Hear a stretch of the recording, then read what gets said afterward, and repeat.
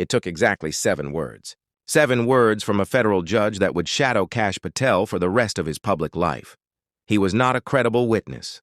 But those words were only the opening salvo. When Senator Sheldon Whitehouse rose in that Senate hearing room with a folder of damning evidence, he was doing more than questioning an FBI director nominee.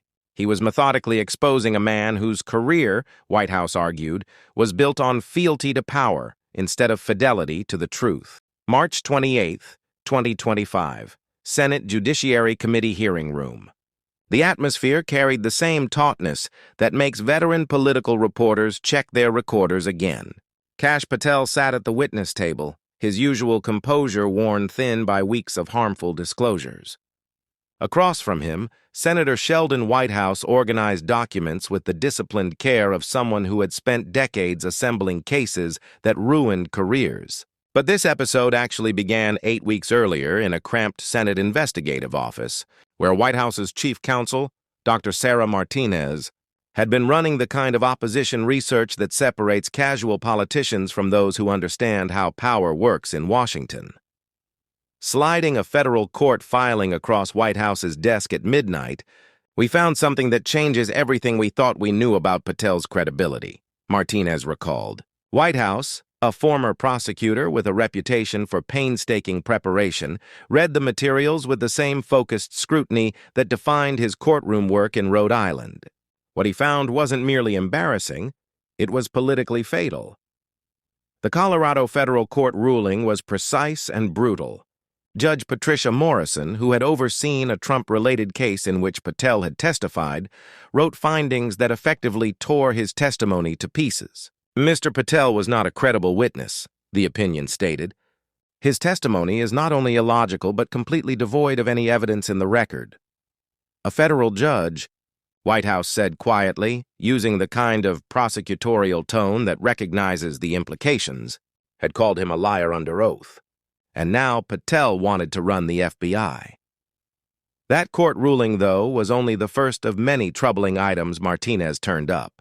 Internal Trump administration communications obtained via FOIA requests and whistleblower reports depicted a man whose colleagues privately judged him unfit for senior roles. Former Attorney General Bill Barr's assessment was scathing. This nominee lacked the experience to run the world's premier law enforcement agency and would never command the necessary respect to lead daily operations. Former CIA Director Gina Haspel had reportedly threatened to resign rather than work with Patel. John Bolton bluntly said he didn't think Patel was qualified and had been forced to bring him on. Most damaging was the appraisal from Patel's direct supervisor at the White House. His ideas are ludicrous. He's absolutely unqualified for this job. He's untrustworthy. And it's an absolute disgrace to even consider an individual of this nature. These were not Democratic critics. Martinez noted, these were Republicans who had worked directly with him. But what made Whitehouse's hands tighten with prosecutorial anticipation was the social media evidence. Screenshots and archived posts of Patel's own words and actions sketched a profile at odds with law enforcement leadership. Posts about targeting journalists. We will go out and find the conspirators not just in government but in the media. We're going to come after you, whether it's criminally or civilly. A reposted video showing Patel taking a chainsaw to political enemies, accompanied by a text. The manhunt starts tomorrow. Claims that FBI agents were responsible for January 6th violence, contrary to Inspector General findings. Calls to impeach federal judges who ruled against Trump, labeling them political terrorists. This isn't just about fitness for office, Whitehouse said, his voice carrying that prosecutorial edge. This is a pattern of conduct that shows someone fundamentally opposed to the rule of law. Meanwhile, in Washington, Patel faced pressure that would have unsettled a less well-established nominee. In his transitional office, surrounded by FBI briefing binders and confirmation prep, he ran through talking points with his communications team. Photos on the wall of Patel with Trump and political allies were a reminder of the loyalty that had propelled his rise. The White House questioning is going to be brutal, warned his chief of staff, Jennifer Walsh. He's a former federal prosecutor. He knows how to unmask witnesses who aren't telling the truth. Patel brushed off the warning with a dismissive wave, but the bravado felt thinner than conviction. "I've faced tougher crowds than some liberal senator from Rhode Island," he said. Privately, though, he was worried. The Colorado ruling had been sealed for months. Patel had hoped it would never surface. That Whitehouse had it suggested an opposition effort deeper than routine vetting. What if he brings up the judge's ruling? Walsh asked, pale with concern. Patel's jaw tightened.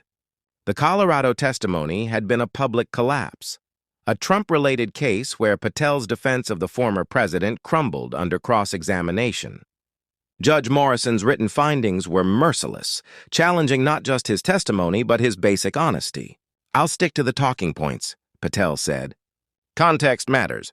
Those statements were taken out of context. Both he and Walsh knew, however, that trying to dismiss a federal judge's credibility finding was like trying to explain away a conviction. 4 days before the hearing, the call Patel dreaded arrived. Trump's voice came over a secure line, edged in the kind of disappointment that often hit harder than anger. "Cash, I'm hearing concerning things about this hearing," Trump said. "Anything I should know about?" Patel felt his stomach drop. If Trump had heard about the Colorado ruling, Patel's position was more precarious than he'd realized. "There was a case where I testified," he said carefully. "The judge disagreed with some of my recollections." "Disagreed how, exactly?" Trump asked. The question hung. Patel couldn't tell the president that a federal judge had found him fundamentally dishonest, but he also could not lie to the man who controlled his political fate. "Legal technicalities," he said finally. "Nothing that affects my qualifications for FBI director." Trump was silent for 20 seconds. "Legal technicalities don't usually end up in newspapers, Cash." The call lasted 6 minutes and left Patel shaken. For the first time since his nomination, he wondered if his survival strategy would suffice.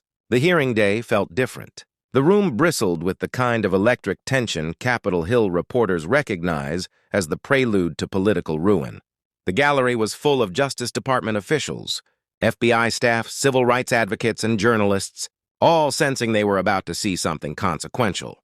Whitehouse entered carrying a slim leather briefcase that, despite its appearance, contained enough documentation to threaten several careers. His preparation was surgical. Every document flagged, every quote verified, every legal citation double-checked. He had built cases against corrupt officials before and knew how to unpick someone who believed they were above accountability. Patel walked in projecting carefully crafted confidence, though body language analysts would later point to subtle tells. His handshake lingered a touch too long. His smile flickered on and off, small signs of anxiety that barely sat beneath the surface. The first 90 minutes were predictable. Republican committee members asked friendly questions about counterterrorism, border security, and law enforcement priorities. Patel answered with practiced ease, presenting the kind of composed authority expected of an FBI director nominee. Democratic members pressed harder but stayed within standard confirmation territory: civil liberties, surveillance authority, independence. Patel navigated those lines with the polish of someone familiar with Capitol Hill. Whitehouse, however, had not yet asked a question. He sat back, taking notes while colleagues consumed their time. Then, at precisely 3:15 p.m. Eastern, his moment arrived. "I remember January 6th, he began, his voice carrying both personal experience and moral weight. He recounted colleagues fleeing our halls, co-workers shouting that rioters should be shot, the return to constitutional business only after hallways were cleared by SWAT units. The testimony was simple and devastating because it was firsthand. Whitehouse had been there. He had seen the violence. His standing to evaluate those who would excuse that violence was unquestioned. None of us said those violent rioters should be pardoned," he continued. "Even some Republican colleagues said such pardons would be hard to accept. Your former colleague J.D. Vance," he noted, said the rioters should not be pardoned. Even Jim Jordan had said that any pardons should focus only on those who didn't commit violence. Each name Senator Whitehouse mentioned was deliberate, chosen to maximize impact. These weren't liberal Democrats criticizing Trump's pardons. They were his closest allies, stunned by the idea itself. Well, Trump pardoned all of them, Whitehouse said. And there's a lesson in that. Every time you think Trump wouldn't go that far, think again. It was both a warning and a rebuke. Whitehouse was reminding his colleagues that their faith in political limits was dangerously misplaced. We all claim violence against police is unacceptable, he continued. Yet more than 600 people who physically attacked Capitol police officers are now free, part of a 2,500-person Trump army, out there among people who've already proven they'll commit violence at his direction. The phrase Trump army was carefully chosen, evoking private militias and authoritarian enforcement squads. It wasn't just rhetoric. Several of those pardoned rioters were already reoffending. In only 10 days, Whitehouse said, some are already back committing crimes. The timeline made the case undeniable. Trump's pardons weren't only morally reckless, they were actively dangerous. Then, turning to Patel, Whitehouse began building his case piece by piece. Calm, methodical, and devastating. Here's what this nominee has said about using his office to prosecute journalists, he began, reading aloud. We will go out and find the conspirators, not just in government, but in the media. We're going to come after you, whether criminally or civilly. Is that an accurate quote, Mr. Patel? Patel's response came quickly and proved disastrous. Senator, that's a partial quotation, but it's accurate in part. The admission landed like a hammer blow. He had just confirmed on live television that he'd threatened to prosecute journalists. The partial quotation defense only deepened the damage, implying there was worse context behind it. Whitehouse pressed on. Regarding your publication of an enemies list, Mr. Patel, you wrote, "The manhunt starts tomorrow," and reposted a video of yourself taking a chainsaw to your political enemies. Is that you, Mr. Patel, reposting that? Patel tried to distance himself. Senator, I had nothing to do with the creation of that video. My question, Whitehouse cut in, was whether that's you reposting it at the top of that page. It is, Patel admitted. Another confirmation and another blow. Patel was acknowledging that he shared violent imagery, even as he denied responsibility for it. Whitehouse continued. You've said FBI agents were responsible for the violence on January 6th, and I quote, beyond a reasonable doubt. Did you say that? That's completely incorrect, Patel protested. I appreciate the opportunity to address that. You'll have that opportunity in writing, Whitehouse replied evenly. But this is my time now. Have at it. Patel's flippant remark, have at it, drew raised eyebrows across the committee. It revealed a tone of arrogance and disregard toward the oversight process, a mistake in any confirmation hearing. The Inspector General investigation found that claim to be false, Whitehouse said next. He had just demonstrated that Patel's January 6th statements weren't simply mistaken. They were disproven by official inquiry. A pattern of falsehoods was emerging, one piece at a time. And you, Whitehouse continued, called for impeaching judges who ruled against Donald Trump, referring to them as political terrorists. That revelation, an FBI nominee labeling federal judges as terrorists, struck at the heart of judicial independence. No one seeking to lead the Bureau could survive such an accusation. Then came the knockout moment, the one that ended any lingering doubt. When this nominee tries to explain all this away, Whitehouse said, remember one thing. He has testified under oath before a Colorado judge in a Trump case, and that judge found, and I quote, he was not a credible witness. His testimony is not only illogical but completely devoid of any evidence in the record. The room went silent. A federal judge had already found the nominee for FBI director fundamentally dishonest under oath. Every talking point, every defense, every plea for context collapsed under that single quote. But Whitehouse wasn't done. He turned next to Patel's former colleagues. Let's hear what his own Trump administration peers said about him. Former Attorney General Bill Barr said, this nominee has virtually no experience that would qualify him to serve at the highest level of the world's preeminent law enforcement agency. He would never be able to command the respect necessary to run the day-to-day operations of the Bureau. Barr's criticism carried immense weight. He had been one of Trump's most loyal allies. If even Barr found Patel unfit, it was a crushing indictment. Former CIA Director Gina Haspel, Whitehouse continued, was reported to have threatened resignation rather than work under him. The intelligence community itself had rejected him. John Bolton, Trump's former national security advisor, said, "I didn't think he was qualified. I was forced to hire him." Another Republican insider confirming Patel's lack of suitability. And Trump's own deputy national security advisor, Patel's direct supervisor, said, and I quote, "His ideas are ludicrous. He's absolutely unqualified for this job. He's untrustworthy, and it's an absolute disgrace to even consider him." Whitehouse paused. All Republicans, all colleagues who worked with him directly. The point was unmistakable. This wasn't partisan attack. It was professional consensus. "This is a dangerous moment," Whitehouse warned, his voice steady but urgent. "And I urge my colleagues to think carefully before overlooking these plain facts and giving this nominee a blind eye." He summarized the heart of his argument. There's a vast difference between the facade being presented here today and the real conduct of this individual when left unchecked. Conduct reveals character, and history teaches us what happens when security chiefs become tools of political power. Then came the historical warning. "Those figures," Whitehouse said, "are often vengeful, grandiose, intemperate, partisan, and subservient, incapable of saying no." I'm afraid the history of this nominee's conduct raises exactly those alarms. When Patel was finally allowed to respond, his defense unfolded exactly as predicted: evasion, deflection, and self-pity. "Senator." Collectively, those statements are taken grotesquely out of context, he said sharply. "Anyone suggesting my 16 years of service don't reflect how I'd act as FBI director is spreading false information and fueling division."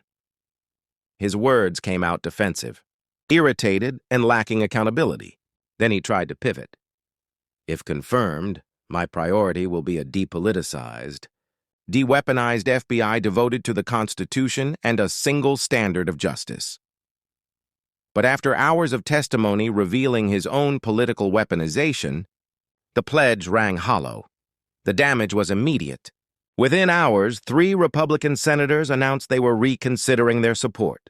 Senator Susan Collins called the Colorado court ruling deeply troubling and demanded further hearings. Even conservative media struggled to defend Patel. Fox News hosts could not reconcile a federal judge's finding that he was not a credible witness. The scheduled confirmation vote was postponed indefinitely. Behind closed doors, GOP leaders told Trump that Patel's nomination had become politically toxic. 2 weeks later, facing certain defeat, Patel withdrew. His official statement blamed deep state opposition and political weaponization, but the truth was evident. When a federal judge calls you dishonest and your own allies call you unfit, no amount of loyalty can rescue your career.